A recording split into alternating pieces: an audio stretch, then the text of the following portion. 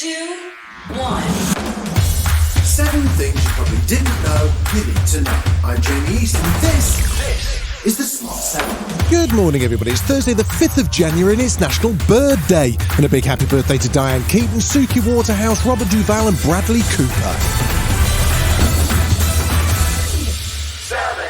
Nobody really wants to be in the office this week, but Prime Minister Rishi Sunak finally turned up at his on Wednesday and offered his first speech of the new year. He rattled off a list of tasks, including cutting inflation and hospital waiting lists, boosting the economy, stopping migrant crossings and reducing the national debt. Speaking in Stratford, he asked the public to judge his premiership on whether he delivers on his new priority list. 5 promises.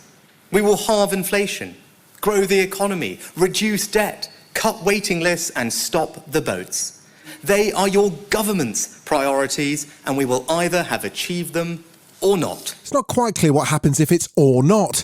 Labour's Shadow Mental Health Minister Dr Rosina Allin-Khan wasn't too impressed. She says the NHS is in real trouble and needs urgent attention. Everybody can play a part in improving the system, but currently doctors and nurses are broken.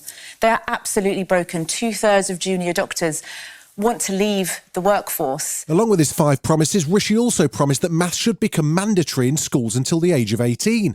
He's hopeful that the UK can reimagine its approach to numeracy as part of levelling up. But despite bringing lots of maths teacher energy to his speech, Jeff Barton of the Teachers Union ASCL wasn't giving him very high marks. It so often feels that politicians think that they know better than we do what the curriculum should look like, and they know better than we do what qualifications should look like. And I think if what we were really to have was a sense of trusting the profession, saying thank you to the profession, now that would be a legacy for the Prime Minister.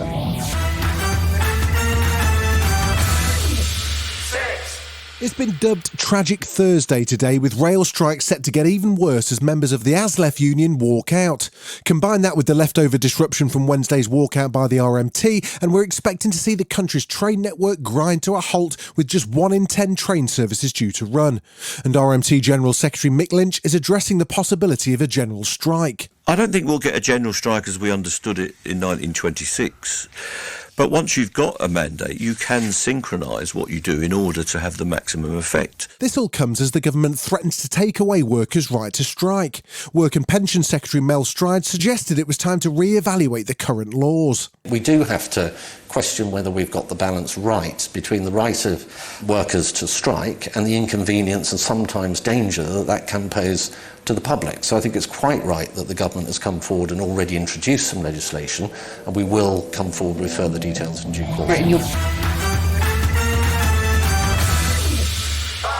Ukraine is preparing to shift into third gear as Russia plans to call up more troops for a major new spring offensive, despite Moscow facing some of its biggest internal criticism of the war over a strike that killed scores of fresh conscripts. Kyiv has warned that President Putin's set to order another mass conscription drive and shut his borders to prevent men from escaping the draft. But Ukraine's President Zelensky says they're ready for the final defeat of Russia. We have no doubt that the current masters of Russia will throw everything they have left, and everyone they can muster, to try to turn the tide of the war and at least postpone their defeat. We have to disrupt this Russian scenario. We are preparing for this. Any attempt at their new offensive must fail. This will be the final defeat of the terrorist state. Meanwhile, Ukrainian MP Yelizaveta Yasko has been shedding light on the situation inside the war-torn country. But of course, what happens now is quite unbearable. It's hard to believe that it's already a new year, and we know that it's going to be very difficult.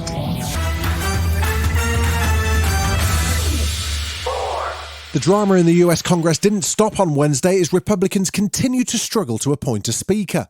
Voting was adjourned until Thursday after Republican leader Kevin McCarthy failed 6 times to be elected Speaker of the US House of Representatives. Meanwhile, Democratic Congresswoman Alexandria Ocasio-Cortez, who had floated the idea of a possible coalition government, says she was surprised by how divided the Republicans were. I was honestly surprised. I did not think that Kevin McCarthy was going to have the votes in the first round, but I didn't think that it was going to be as catastrophic for him as it actually was. A 7th vote will be held on Thursday. Still to come on the Smart 7, Ronaldo cashes in and Lord Sugar will see you now, right after this. Welcome back. 3, There were 4 more Premier League games on Wednesday night, with Notts Forest beating Southampton, Leeds drawing 2-2 with West Ham, and Aston Villa finishing 1-1 against Wolves. The big score of the evening was Tottenham's 4-0 away win at Crystal Palace that sees Spurs close the gap to 4th. Meanwhile, recently fired Man United player Cristiano Ronaldo settling in at his new Saudi Arabian club Al Nassr. His 2-year contract for a reported £175 million a year makes him the highest paid footballer in the world. He was set to play his first match against Al Ta'i on Wednesday, but he's been banned from his debut because he still has to serve a 2-game FA suspension for smashing an Everton fan's phone. Anyhow, here he is kissing goodbye to European football in true modest Ronaldo style. In Europe, my work, it's done. I won everything. I played the most important clubs in Europe, and for me now it's a new challenge.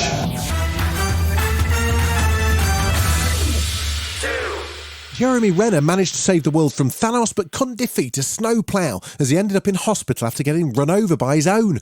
The Avengers star was airlifted to hospital on Sunday with serious injuries after the accident with a 6.5-ton vehicle outside his home in Reno, Nevada. Thankfully, he now seems to be in a stable condition as he took to Instagram thanking his fans for their support. Meanwhile, his local sheriff called the press conference to clear up any questions, including ones we definitely didn't have on the matter. An eyewitness detailed seeing Mr. Renner getting into the piston bully and not seeing him again until the piston bully came to a rest in a pile of snow in front of his driveway. We do not suspect any foul play. We believe this was a tragic accident. It's that time of year again. The days are short, the nights are long, and the weather's miserable. So what better way to stave off the January blues than with a brand new season of The Apprentice? The hit show's back tonight with a whole fresh batch of contestants competing for Lord Sugar's £250,000 investment. Ready for cocky candidates, eye-rolling squabbles and absurd affirmations of greatness? Well, Karen Brady sure is, as the Tycoon's trusted advisor gave us a look at what the first challenge was and how it went. Alan decides he's going to send them all to Antigua. So they're putting on a tourist event.